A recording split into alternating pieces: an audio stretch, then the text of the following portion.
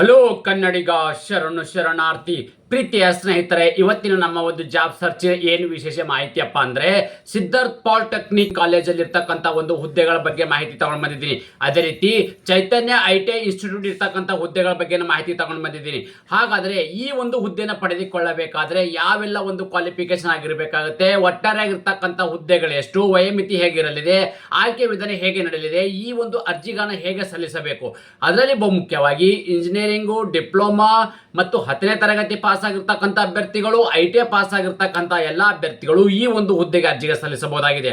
ಹಾಗಾದ್ರೆ ಯಾವೆಲ್ಲ ಒಂದು ಕ್ವಾಲಿಫಿಕೇಶನ್ ಆಗಿರ್ತಕ್ಕಂಥ ಅಭ್ಯರ್ಥಿಗಳು ಯಾವ ಒಂದು ಹುದ್ದೆಗೆ ಅರ್ಜಿಗಳನ್ನು ಸಲ್ಲಿಸಬಹುದು ಅಂತ ನಾವು ಮಾಹಿತಿ ನೋಡೋದಾದ್ರೆ ಕುಲಂಕುಷವಾಗಿ ಇಲ್ಲಿ ಮಾಹಿತಿ ನಾನು ನಿಮಗೆ ಇಲ್ಲಿ ಕೊಡ್ತಾ ಇದ್ದೇನೆ.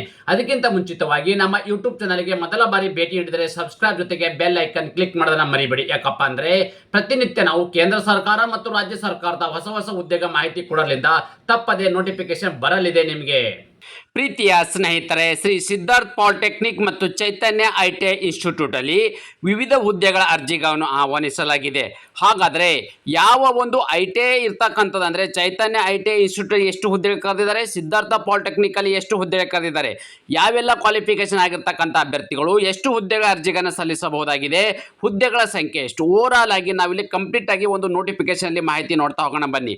ಮೊದಲನೇದಾಗಿ ಏನಪ್ಪ ಅಂದರೆ ನಾವಿಲ್ಲಿ ಚೈತನ್ಯ ITI ಇನ್ಸ್ಟಿಟ್ಯೂಟ್ ಬಗ್ಗೆ ನಾವು ಮಾಹಿತಿ ನೋಡ್ತಾ ಹೋಗೋಣ ಬನ್ನಿ. ಅದೇ ರೀತಿ ಎಷ್ಟೊಂದು ಹುದ್ದೆಗಳು ಕರೆದಿದ್ದಾರೆ, ಯಾವೆಲ್ಲ ಒಂದು ಕ್ವಾಲಿಫಿಕೇಶನ್ ಆಗಿರಬೇಕಾಗುತ್ತೆ ಮತ್ತು ಯಾವೆಲ್ಲ ಒಂದು ಹುದ್ದೆಗಳು ಕರೆದಿದ್ದಾರೆ ಅಂತ ನಾವು ನೋಡ್ತಾ ಹೋಗೋದಾದ್ರೆ ಮೊದಲನೇದಾಗಿ ಪ್ರಿನ್ಸಿಪಲ್ ಹುದ್ದೆಗೆ ಸಂಬಂಧಪಟ್ಟ ಅಭ್ಯರ್ಥಿಗಳು BA ನ ಕಂಪ್ಲೀಟ್ ಮಾಡ್ಕೊಂಡಿರಬೇಕಾಗತ್ತೆ, ಒಂದು ಹುದ್ದೆ ಇರ್ತಕ್ಕಂಥದ್ದು. ಅದೇ ರೀತಿ ಟ್ರೈನಿಂಗ್ ಆಫೀಸರ್ ಇರ್ತಕ್ಕಂಥ ಹುದ್ದೆಗೆ ಸಂಬಂಧಪಟ್ಟ ಅಭ್ಯರ್ಥಿಗಳು BE ಮೆಕ್ಯಾನಿಕಲ್ ಆಗಿರಬೇಕಾಗುತ್ತೆ, ಅವ್ರಿಗೆ ಕರೆದಿರ್ತಕ್ಕಂಥದ್ದು ಎಷ್ಟು ಒಂದು ಹುದ್ದೆಗಳು. ಡ್ರಾಯಿಂಗ್ ಇನ್ಸ್ಟ್ರಕ್ಟರ್ ಇರ್ತಕ್ಕಂಥದ್ದು ಎಷ್ಟು ಈ ಒಂದು ಹುದ್ದೆಗೆ, ಇವರು ಕೂಡ BE ಮೆಕ್ಯಾನಿಕಲ್ ಆಗಿರಬೇಕಾಗುತ್ತೆ. ಅದೇ ರೀತಿ ಒಂದು ಹುದ್ದೆಗೆ ಅರ್ಜಿಗಳನ್ನು ಆಹ್ವಾನಿಸಲಾಗಿದೆ. ಜೂನಿಯರ್ ಟ್ರೈನಿಂಗ್ ಆಫೀಸರ್ ಇರ್ತಕ್ಕಂಥ ಹುದ್ದೆಗೆ ಸಂಬಂಧಪಟ್ಟ ಅಭ್ಯರ್ಥಿಗಳು DME ಇರ್ತಕ್ಕಂಥದ್ದು ಮತ್ತು DE ಇರ್ತಕ್ಕಂಥದ್ದು, DEC ಇರ್ತಕ್ಕಂಥದ್ದು, ಈ ತರದ ಒಂದು ಕ್ವಾಲಿಫಿಕೇಶನ್ ಆಗಿರ್ತಕ್ಕಂಥ ಅಭ್ಯರ್ಥಿಗಳು, ಇವರು ಕೂಡ ಇಲ್ಲಿ 5 ಹುದ್ದೆಗಳ ಅರ್ಜಿಗಳನ್ನು ಆಹ್ವಾನಿಸಲಾಗಿದೆ. ಜೂನಿಯರ್ ಟ್ರೈನಿಂಗ್ ಆಫೀಸರ್ 2 ಇರ್ತಕ್ಕಂಥ ಹುದ್ದೆಗೆ ಸಂಬಂಧಪಟ್ಟ ಅಭ್ಯರ್ಥಿಗಳು, ಇವರು ಇಲ್ಲಿ ITI ಫಿಟರ್ ಆಗಿರಬೇಕಾಗುತ್ತೆ, ಟರ್ನರ್, ವೆಲ್ಡರ್, ಎಲೆಕ್ಟ್ರಿಷಿಯನ್ ಮತ್ತು ಎಲೆಕ್ಟ್ರಾನಿಕ್ಸ್ ಮೆಕ್ಯಾನಿಕ್ ಹುದ್ದೆಗೆ ಸಂಬಂಧಪಟ್ಟ ಅಂದ್ರೆ ITI ನೀವು ITI fitter, turner, welder, electrician ಮತ್ತು ಎಲೆಕ್ಟ್ರಾನಿಕ್ಸ್ ಮೆಕ್ಯಾನಿಕ್ ಅನ್ನ ಈ ಒಂದು ITI ಕೋರ್ಸ್ ಅನ್ನು ಮಾಡಿರ್ತಕ್ಕಂಥ ಅಭ್ಯರ್ಥಿಗಳು ಈ ಒಂದು ಹುದ್ದೆಗೆ ಅರ್ಜಿ ಸಲ್ಲಿಸಬಹುದಾಗಿದೆ. ಕರೆದಿರ್ತಕ್ಕಂಥ ಹುದ್ದೆಗಳು ಎಷ್ಟು, 5 ಹುದ್ದೆಗೆ ಇರಲಿದೆ. ಅದೇ ರೀತಿ ಸೆಕೆಂಡ್ ಡಿವಿಷನ್ ಅಸಿಸ್ಟೆಂಟ್ ಇರ್ತಕ್ಕಂಥ ಹುದ್ದೆಗೆ ಸಂಬಂಧಪಟ್ಟ ಅಭ್ಯರ್ಥಿಗಳು PUC ನ ಕಂಪ್ಲೀಟ್ ಮಾಡ್ಕೊಂಡಿರ್ಬೇಕಾಗತ್ತೆ. ಅದರ ಜೊತೆಗೆ DDP ಮತ್ತು ಟ್ಯಾಲಿನ ನೀವು ಬರಬೇಕಾಗತ್ತೆ ನಿಮ್ಗಳಿಗೆ. ಇದರ ಒಂದು ವರ್ಕ್ ಎಕ್ಸ್ಪೀರಿಯನ್ಸ್ ಅನ್ನು ಹೊಂದಿರತಕ್ಕಂಥ ಅಭ್ಯರ್ಥಿಗಳು ಅಂದ್ರೆ ಇದ್ರ ಬಗ್ಗೆ ನಿಮಗೆ ಮಾಹಿತಿ ಇರ್ತಕ್ಕಂಥವ್ರು. ಓಕೆ, ಇವ್ರು ಇರ್ತಕ್ಕಂಥ ಹುದ್ದೆಗಳು ಒಂದು ಹುದ್ದೆ ಇರ್ತಕ್ಕಂಥದ್ದು.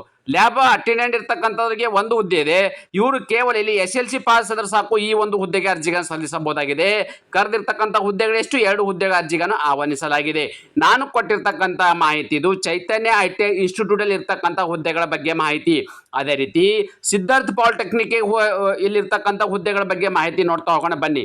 ಮೊದಲನೇದಾಗಿ ಏನಪ್ಪಾ ಅಂದ್ರೆ ಪ್ರಿನ್ಸಿಪಲ್ ಹುದ್ದೆಗೆ ಸಂಬಂಧಪಟ್ಟ ಅಭ್ಯರ್ಥಿಗಳು PhD ಆಗಿರ್ಬೇಕಾಗತ್ತೆ. First class in BE BTech ಅನ್ನ ಹೊಂದಿರತಕ್ಕಂಥ ಅಭ್ಯರ್ಥಿಗಳು ಈ ಒಂದು ಹುದ್ದೆಗೆ ಅರ್ಜಿ ಸಲ್ಲಿಸಬಹುದು.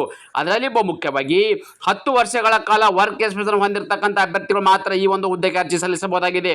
ಅದೇ ರೀತಿ ಕರೆದಿರ್ತಕ್ಕಂಥ ಹುದ್ದೆಗಳ ಸಂಖ್ಯೆ ಎಷ್ಟು, 1 ಹುದ್ದೆಗಳು. ಅದೇ ರೀತಿ ಲೆಕ್ಚರ್ ಪಾಲಿಟೆಕ್ನಿಕ್ ಇರ್ತಕ್ಕಂಥದ್ದು BE MTech ಆಗಿರ್ತಕ್ಕಂಥವ್ರು, ಓಕೆ, ಸಿವಿಲ್, ಮೆಕ್ಯಾನಿಕಲ್, EE ಮತ್ತು EC ಮತ್ತು CS ಆಗಿರ್ತಕ್ಕಂಥ ಅಭ್ಯರ್ಥಿಗಳು ಈ ಒಂದು ಹುದ್ದೆಗೆ ಅರ್ಜಿ ಸಲ್ಲಿಸಬಹುದಾಗಿದೆ. ಕರೆದಿರ್ತಕ್ಕಂಥ ಹುದ್ದೆಗಳು ಎಷ್ಟು, 20 ಹುದ್ದೆಗಳು. ಅದೇ ರೀತಿ ಲೆಕ್ಚರ್ ಪಾಲಿಟೆಕ್ನಿಕ್ ಹುದ್ದೆಗೆ ಸಂಬಂಧಪಟ್ಟ ಅಭ್ಯರ್ಥಿಗಳು BSc ಮತ್ತು ಫಿಸಿಕ್ಸ್ ಇರ್ತಕ್ಕಂಥವ್ರು, ಕರೆದಿರ್ತಕ್ಕಂಥ ಹುದ್ದೆಗಳು 1 ಇರಲಿದೆ. ಅದೇ ರೀತಿ ಲ್ಯಾಬ್ ಇನ್ಸ್ಟಿಟ್ಯೂಟ್ ಮತ್ತು ಪಾಲಿಟೆಕ್ನಿಕ್ ಹುದ್ದೆಗೆ ಸಂಬಂಧಪಟ್ಟ ಅಭ್ಯರ್ಥಿಗಳು ಡಿಪ್ಲೊಮಾ ಇನ್ ರೆಸ್ಪೆಕ್ಟಿವ್ ಡಿಪಾರ್ಟ್ಮೆಂಟ್ಸ್ ಇರ್ತಕ್ಕಂಥ ಅಂದ್ರೆ ಡಿಪ್ಲೊಮಾದಲ್ಲಿ ನೀವು ಇಲ್ಲಿ DME ಆಗಿರ್ತಕ್ಕಂಥದ್ದು, DCE ಮತ್ತು EE ಆಗಿರ್ತಕ್ಕಂಥದ್ದು, NC ಮತ್ತು CS ಆಗಿರ್ತಕ್ಕಂಥ ಈ ಒಂದು ಕ್ವಾಲಿಫಿಕೇಶನ್ ಆಗಿರ್ತಕ್ಕಂಥ ಅಭ್ಯರ್ಥಿಗಳು ಹುದ್ದೆಗೆ ಅರ್ಜಿ ಸಲ್ಲಿಸಬಹುದು. ಎಷ್ಟಿರ್ತಕ್ಕಂಥ ಹುದ್ದೆಗಳು, 5 ಹುದ್ದೆಗಳ ಅರ್ಜಿಗಳನ್ನು ಆಹ್ವಾನಿಸಲಾಗಿದೆ. ಫಸ್ಟ್ ಡಿವಿಷನ್ ಅಸಿಸ್ಟೆಂಟ್ ಇರ್ತಕ್ಕಂಥ ಹುದ್ದೆಗೆ ಸಂಬಂಧಪಟ್ಟ ಅಭ್ಯರ್ಥಿಗಳು ಎನಿ ಡಿಗ್ರಿ ಅಂದ್ರೆ ಯಾವುದಾದ್ರೂ ಒಂದು ಪದವಿ ಪಾಸ್ ಆದ್ರೆ ಸಾಕು ಈ ಒಂದು ಹುದ್ದೆಗೆ ಅರ್ಜಿ ಸಲ್ಲಿಸಬಹುದಾಗಿದೆ. ಅದರಲ್ಲಿ ಮುಖ್ಯವಾಗಿ DDP ಮತ್ತು ಟ್ಯಾಲಿಯನ್ನ ನೀವು ಇಲ್ಲಿ ನಾಲೆಜ್ ಅನ್ನು ಇರ್ತಕ್ಕಂಥ ಅಭ್ಯರ್ಥಿಗಳು ಹುದ್ದೆಗೆ ಅರ್ಜಿ ಸಲ್ಲಿಸಬಹುದು. ಕರೆದಿರ್ತಕ್ಕಂಥ ಹುದ್ದೆಗಳು ಎಷ್ಟು, 3 ಹುದ್ದೆಗೆ ಇರಲಿದೆ. ಅದೇ ರೀತಿ ಸೆಕೆಂಡ್ ಡಿವಿಷನ್ ಅಸಿಸ್ಟೆಂಟ್ ಹುದ್ದೆಗೆ ಸಂಬಂಧಪಟ್ಟ ಅಭ್ಯರ್ಥಿಗಳು ಇವರು ಇಲ್ಲಿ PUC ನ ತೆರೆಗಡೆ ಹೊಂದಿರಬೇಕಂದ್ರೆ PUC ಕಂಪ್ಲೀಟ್ ಆಗಿದ್ರೆ ಸಾಕು ಈ ಒಂದು ಹುದ್ದೆಗೆ ಅರ್ಜಿ ಸಲ್ಲಿಸಬಹುದು. ಅದರಲ್ಲಿ ಮುಖ್ಯವಾಗಿ DTP ಮತ್ತು ಟ್ಯಾಲಿಯನ್ನ ಹೊಂದಿರತಕ್ಕಂಥ ಅಭ್ಯರ್ಥಿಗಳು ಮಾತ್ರ ಈ ಒಂದು ಹುದ್ದೆಗೆ ಅರ್ಜಿ ಸಲ್ಲಿಸಬಹುದಾಗಿದೆ. ಕರೆದಿರ್ತಕ್ಕಂಥ ಹುದ್ದೆಗಳು ಎಷ್ಟು, 4 ಹುದ್ದೆಗಿರಲಿದೆ. ಅದೇ ರೀತಿ ಲೈಬ್ರರಿಯನ್ ಇರ್ತಕ್ಕಂಥ ಹುದ್ದೆಗೆ ಸಂಬಂಧಪಟ್ಟ ಅಭ್ಯರ್ಥಿಗಳು BLLB ಇರ್ತಕ್ಕಂಥದ್ದು MLLB ಇರ್ತಕ್ಕಂಥ ಈ ಒಂದು ಕ್ವಾಲಿಫಿಕೇಶನ್ ಆಗಿರ್ತಕ್ಕಂಥ ಅಭ್ಯರ್ಥಿಗಳು ಹುದ್ದೆಗೆ ಅರ್ಜಿ ಸಲ್ಲಿಸಬಹುದು. ಕರೆದಿರ್ತಕ್ಕಂಥ ಹುದ್ದೆಗಳೆಷ್ಟು? ಒಂದು ಹುದ್ದೆ ಇರಲಿದೆ. ಅದೇ ರೀತಿ ಗ್ರೂಪ್ ಡಿ ಹುದ್ದೆಗೆ ಸಂಬಂಧಪಟ್ಟ ಅಭ್ಯರ್ಥಿಗಳು ಕೇವಲ ಇಲ್ಲಿ SLCನ ತೇರ್ಗಡೆ ಹೊಂದರೆ ಸಾಕು ಈ ಒಂದು ಹುದ್ದೆಗೆ ಅರ್ಜಿ ಸಲ್ಲಿಸಬಹುದಾಗಿದೆ. ಕರೆದಿರ್ತಕ್ಕಂಥ ಹುದ್ದೆಗಳೆಷ್ಟು? 5 ಹುದ್ದೆಗಳು. ಪ್ರೀತಿಯ ಸ್ನೇಹಿತರೆ, ಸಿದ್ಧಾರ್ಥ ಪಾಲಿಟೆಕ್ನಿಕಲ್ ಕರೆದಿರ್ತಕ್ಕಂಥ ಹುದ್ದೆಗಳ ಬಗ್ಗೆ ಮಾಹಿತಿ ಕೊಟ್ಟಿದ್ದೇನೆ ಮತ್ತು ಚೈತನ್ಯ ITI ಇನ್ಸ್ಟಿಟ್ಯೂಟ್ ಕರೆದಿರ್ತಕ್ಕಂಥ ಹುದ್ದೆಗಳ ಬಗ್ಗೆ ಓವರಾಲ್ ಆಗಿ ಯಾವ ಒಂದು ಕ್ವಾಲಿಫಿಕೇಶನ್ ಆಗಿರ್ತಕ್ಕಂಥ ಅಭ್ಯರ್ಥಿಗಳು ಯಾವ ಹುದ್ದೆಗೆ ಎಷ್ಟು ಹುದ್ದೆಗಳೆಂಬುದನ್ನು ಕೂಲಂಕುಷವಾಗಿ ನಿಮಗೆ ಇಲ್ಲಿ ಮಾಹಿತಿ ನೀಡಿದ್ದೇನೆ. ಅದಾದ ನಂತರ ಅಪ್ಲಿಕೇಶನ್ ಹೇಗೆ ಸಲ್ಲಿಸಬೇಕಪ್ಪ ಅಂದರೆ ತಾವುಗಳು ಇಲ್ಲಿ ಗಮನಿಸ್ತಾ ಇದ್ರಿ, ಈ ಒಂದು ಮೇಲ್ ಐಡಿಗೆ ತಮ್ಮ ಬಯೋಡೇಟಾವನ್ನು ಕಳಿಸ್ಕೊಡ್ಬೇಕಾಗತ್ತೆ. ಫಾರ್ ಎಕ್ಸಾಂಪಲ್ ಹೇಳೋದಾದರೆ ನಿಮ್ಮಿರ್ತಕ್ಕಂಥ ಒಂದು ಬಯೋಡೇಟಾ ಏನು ರುಜುಮನ್ ಅಂತ ಹೇಳ್ತೀವಿ, ರುಜುಮದೊಂದಿಗೆ ನಿಮ್ಮಲ್ಲಿರ್ತಕ್ಕಂಥ ಎಲ್ಲ ದಾಖಲಾತಿಗಳು ಅಂದರೆ ಯಾವ ಹುದ್ದೆಗೆ ಅರ್ಜಿ ಸಲ್ಲಿಸ್ತಾ ಇದ್ರಿ ಆ ಹುದ್ದೆಗೆ ಅನುಗುಣವಾಗಿ ಇರ್ತಕ್ಕಂಥ ನಿಮ್ಮೆಲ್ಲ ದಾಖಲಾತಿಗಳು ಸ್ಕ್ಯಾನ್ ಮಾಡಿ ನಾನು ಕೊಟ್ಟಿರ್ತಕ್ಕಂಥ ಈ ಒಂದು ಮೇಲ್ ಐಡಿಗೆ ತಮ್ಮ ಅರ್ಜಿಗಳನ್ನು ಸಲ್ಲಿಸಬೇಕು ಬೈ ಮೇಲ್ ಮುಖಾಂತರ. ಅದೇ ರೀತಿ ಈ ಒಂದು ಮೇಲ್ ಐಡಿಯು ನಾನು ನಿಮಗೆ ಯೂಟ್ಯೂಬ್ ಡಿಸ್ಕ್ರಿಪ್ಷನ್ ಬಾಕ್ಸಲ್ಲಿ ಲಿಂಕನ್ನು ಕೊಟ್ಟಿರ್ತೇನೆ. ಅದರ ಜೊತೆಗೆ ಟೆಲಿಗ್ರಾಮು ವಾಟ್ಸಪ್ಪಲ್ಲಿ ಕೂಡ ಇದರ ಕೊಟ್ಟಿರ್ತೀನಿ. ಇದರ ಜೊತೆಗೆ ಹೆಚ್ಚಿನ ಮಾಹಿತಿಗಾಗಿ ಕಾಂಟ್ಯಾಕ್ಟ್ ನಂಬರ್ ಕೂಡ ನಿಮಗಲ್ಲಿ ನೀಡಲಾಗುವುದು. ನಿಮಗೆ ಯಾವುದಾದ್ರೂ ಸಂದೇಹ ಇದ್ದಲ್ಲಿ ನೇರವಾಗಿ ನೀವು ಅಲ್ಲಿ ಫೋನಲ್ಲಿ ಕಮ್ಯುನಿಕೇಷನ್ ಮಾಡಿ ಮಾಹಿತಿಯನ್ನು ತಿಳಿದುಕೊಳ್ಳಬಹುದಾಗಿದೆ. ಅದೇ ರೀತಿ ಇನ್ನಿತರ ಮಾಹಿತಿ ಏನಪ್ಪ ಅಂತಂದರೆ ಈ ಒಂದು ಅಪ್ಲಿಕೇಶನ್ನು ನೀವು ಮೇಲ್ ಮುಖಾಂತರ ಅಪ್ಲಿಕೇಶನ್ ಕಳಿಸೋಕ್ಕೆ 15 ಫೆಬ್ರವರಿ 2026 ಇದೆ. 15 ಆದ ನಂತರ ಯಾರೆಲ್ಲ ಒಂದು ಅಪ್ಲಿಕೇಶನ್ ಕಳಿಸಿರ್ತೀರಿ ಪರ್ಸನಲ್ ಆಗಿ ಅವ್ರ ಕಡೆಯಿಂದ ನಿಮಗೆ ಫೋನ್ ಬರಲಿದೆ.